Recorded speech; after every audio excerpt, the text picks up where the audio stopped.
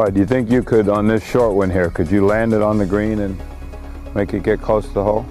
That's a pretty hard shot. So let's see you do it. I mean, we'd probably run it up if we were playing, but this is really good practice to try and get the feel, open the club face a little more. And you can actually play almost the same shot with the club face wide open. Just much smoother. That was nice.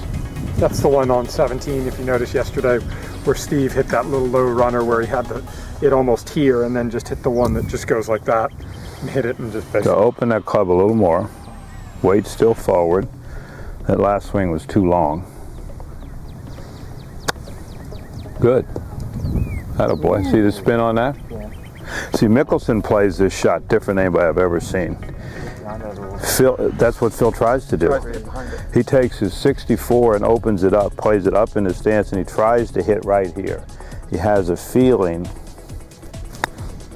that if he hits right there, he can spin it. So he actually hits an inch behind the ball and lets the club slide under the ball. So, and you play it a little more, just another way of doing it. So you open it up a little, you play it up in your stance, still low to low, but you're going to hit just a little before the ball, just let it slide under it. That's it right there. Look at that. Look how soft that came down. See that? Yeah, it's very nice. Yeah. Listen up now, these are pearls I'm giving you here. I learned that shot from Phil.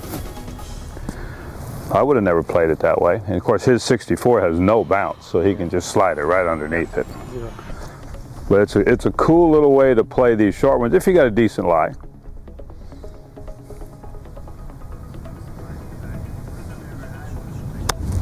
Look at that. How much softer you're letting that thing go in there. And it's amazing, you don't have to make much of a swing. You can make just a little short swing and the speed just comes at the bottom.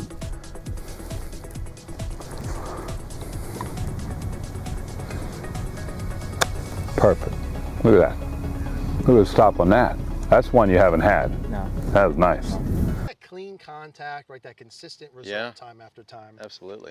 And I know for a lot of us, Martin, if you don't mind taking a step in there. For sure. The first of those five, and really the most important thing, right, starts with the setup and the feet width, right? Don't we always see that? All the time. We see super wide stances and then obviously everybody thinks, oh, I better just be, you know, stable and then they can't make an athletic motion. It's actually pretty good from there. Well, I got the club on it, you know.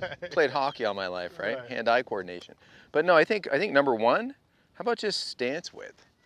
Off to the races, because this helps you the simplicity of pivot without being wide and having to laterally move so much and jeopardize low point. So I think number one, coach, what do you think? Narrow stance, a little bit of foot flare. And so the club head between the heels is like a quick check. Yeah, that's it. And then notice you probably get about two. So how to swing the club properly out of the bunker? Well, the most important thing to remember here is that we're looking to cut across the ball. Now, that's what gets the ball up in the air. The most common mistake I see made is that people play a bunker shot like a normal shot, where they go back and drive a club head forward. As you can see, this steep slope just won't let us to get away with that. The motion we're looking for here, number one, is the club coming right across the ball. That's going to be made possible by the feet aiming well left of the hole. Now you can dig your feet in just a fraction, nothing too much. Make sure the club face is open and simply concentrate on swinging the club back along the line of the body and then cutting right across the ball. The steeper the slope, like this one, the more you cut across the shot. So let's give it a go.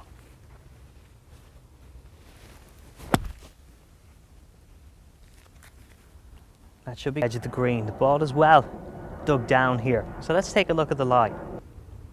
So as you can see, the ball is well buried here, pretty deep stuff. And what we have to try and do is to get the ball out and get it out with a bit of control. So let me show you how to swing the club. So the secret to playing this shot here is not to panic or try to actually help it out of the grass. What we really need to try and do is to play the ball a good couple of inches back in the stance. Now that's important. So we're going to set the ball up maybe a few inches back here.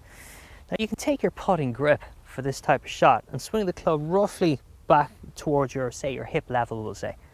Now once back in that position, then the important thing is just to let it fall. Even if the club stops in the grass, that's really the way to play the shot. just trying to get it to fall on the ball like so. So from this angle you can see that I'm going to be letting the club face open up a little bit like that in the backswing, and then just simply letting it fall. Now that's the important thing here, is to let the club fall on the ball here. So let's have a look at the shot.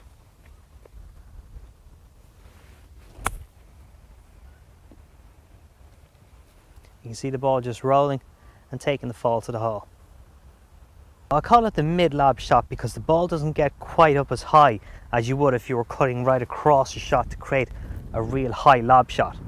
Now this is a very consistent golf shot to play. Obviously, we place both our feet together as normal, ball directly in line with the right toe. What we're looking for here is the feeling of, well, maybe somewhere between the hip level here and maybe your shoulder level with swing. And then just let the club simply fall. Always the same, letting it fall on the ball. We're going to take a look at the action from the side angle now. So from this angle, we'll be able to see how the club head should move on the backswing. Now what's very important throughout the backswing is that the club face is opening up like that there and getting into position. What I tend to see a lot is the club face doing that there. People shut down the face. Now that's not a great thing to do because it kind of tends to drive a ball forward rather than getting it nicely up in the air with a lot of spin. So the motion we're looking for is to get the club face to open up and then simply fall on the ball. Remember, to get the feeling of letting it fall, you must hold the golf club loose. Just open it up and let it fall. So let's give it a go. This should land about 10-12 feet short and just check up pretty quickly.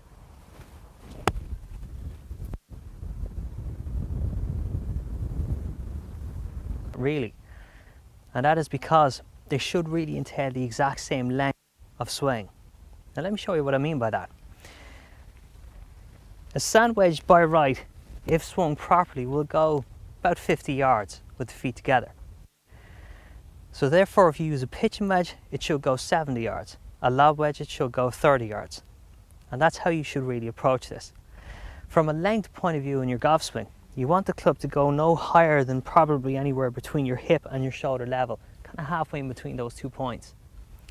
Now that will give you a feeling of consistency both back and through the shot here. But the vitally important thing here is to try and get the feeling of just letting the club simply fall onto the ball. You don't want to try and help the ball or hit at it. If you hit at it, you're knocking spin off the shot and you're losing control. So let me show you how to play the shot. We simply place the ball dead in line with our right toe, place our left foot in beside that, a little bit of weight in your left foot here. That'll help us to get a little bit of a descending blow and create more backspin. So we hold the club as loose as possible and simply let it go back and fall onto the ball like so.